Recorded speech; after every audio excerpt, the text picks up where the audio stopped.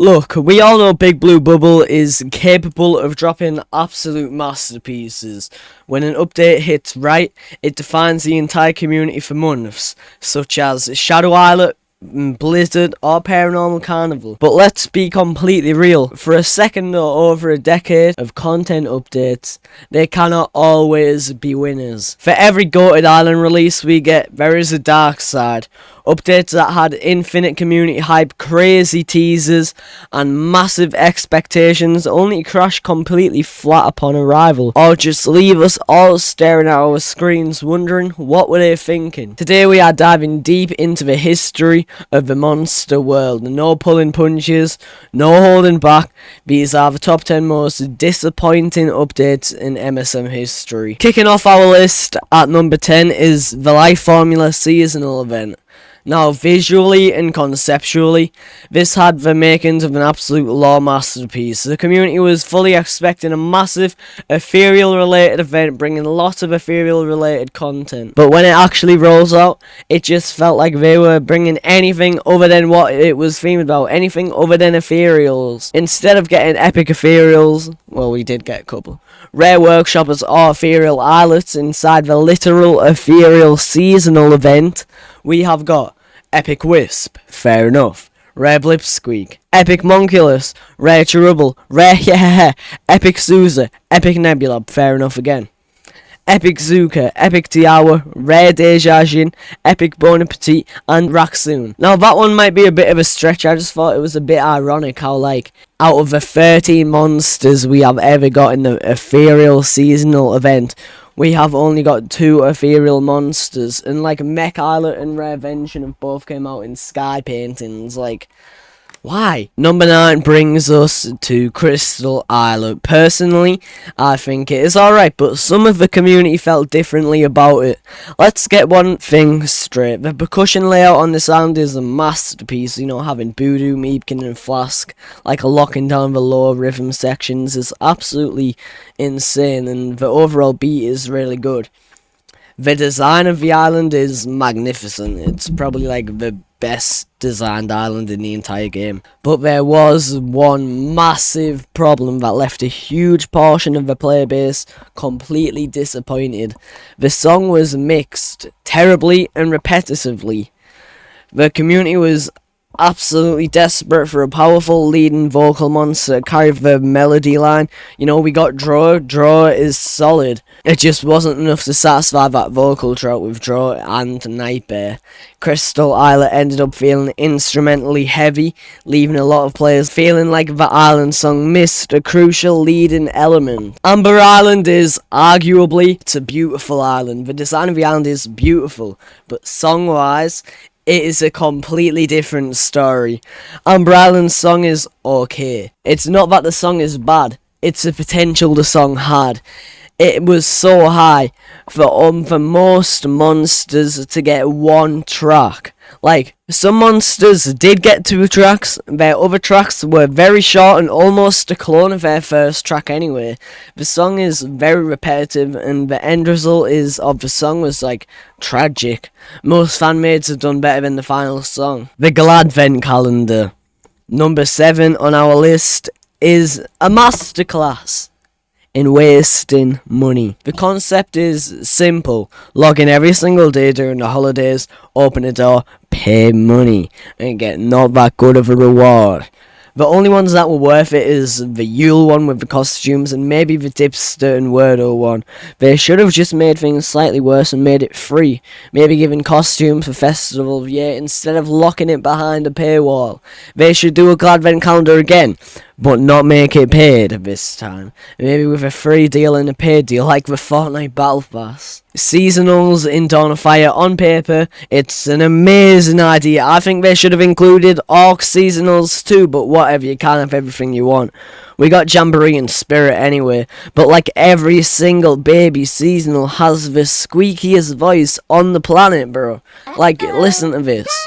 This is ear bleeding. They should have just made them have a voice similar to Pom Pom or Octopus, not these really high pitched voices. It's horrible. Now for number 5, we are looking at an update that completely flipped the script on endgame players, but in the most frustrating way possible. For years, Mirror Islands only served one purpose for high-level players. They were the ultimate blank canvas grid for building massive coin farms so you could become rich. Since the songs were originally exact copies of the standard islands, you could mute everything, spam your best income monsters, and rake the cash in. But then came 2024 anniversary month.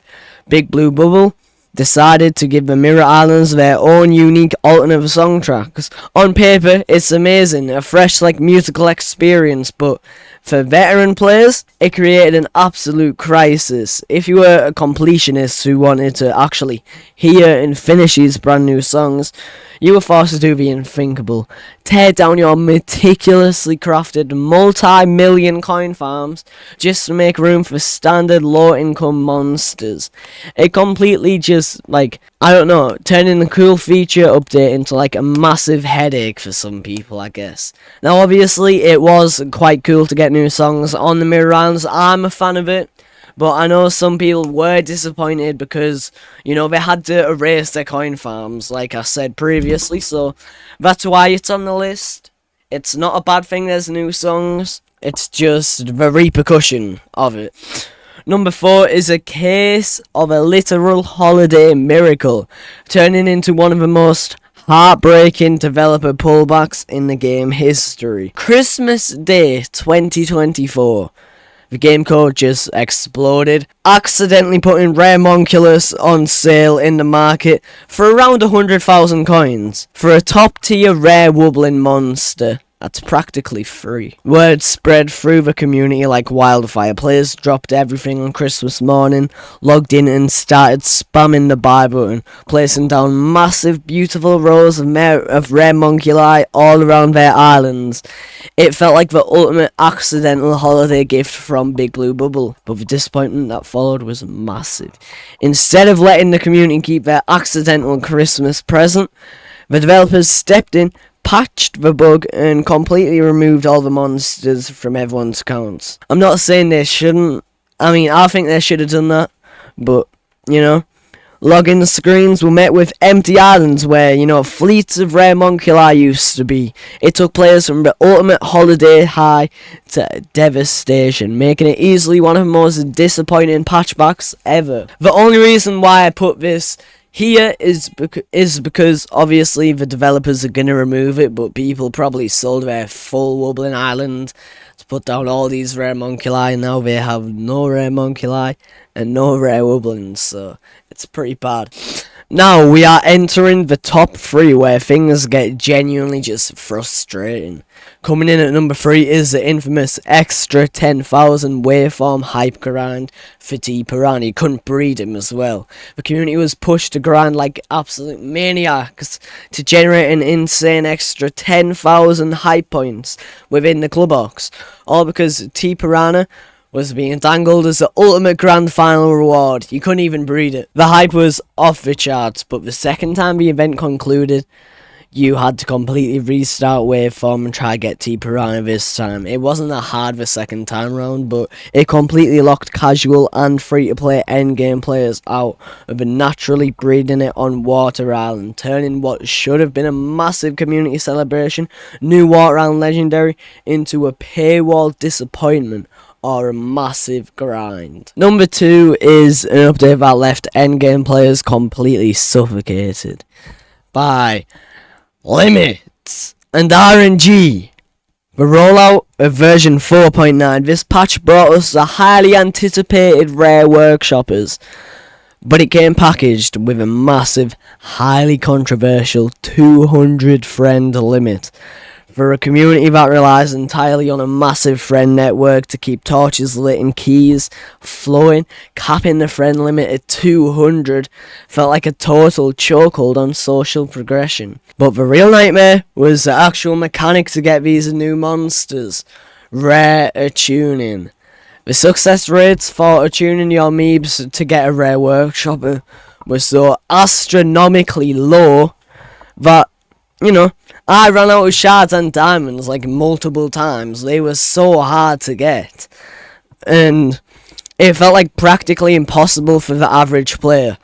You got absolutely nothing back but disappointment if you didn't get them. The grind was so fundamentally flawed and hated that Big Blue Bubble was eventually forced to completely overhaul and fix the tuning system.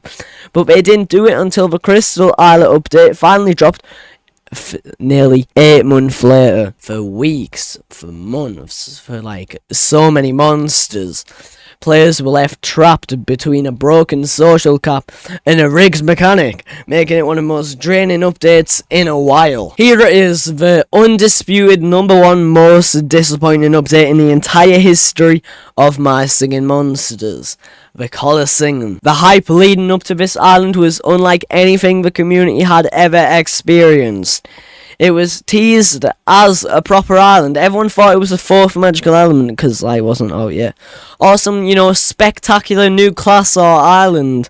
What we actually got was an isolated, incredibly slow rhythm RPG system that felt completely disconnected from the core joy of the game. It stripped away the musical that makes MSM great and replaced it with a tedious grinding battle system that almost the entire player base completely ignores as of today.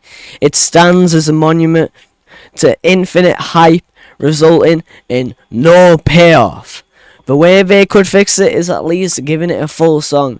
It has such a diverse class of monsters, so it would make a good song. Although, some people do like the Coliseum, it gave us costumes, trophies, so it was good and bad. Even with a few massive flops over the years, the fact that we can look back over a decade, or nearly decade and a half, with updates just shows us how incredible content Big Blue Bubble actually gives us is. For every Coliseum, we get an Ethereal workshop that completely blows our minds. Anyway, thank you so much for watching, and I will see you all tomorrow for the face reveal.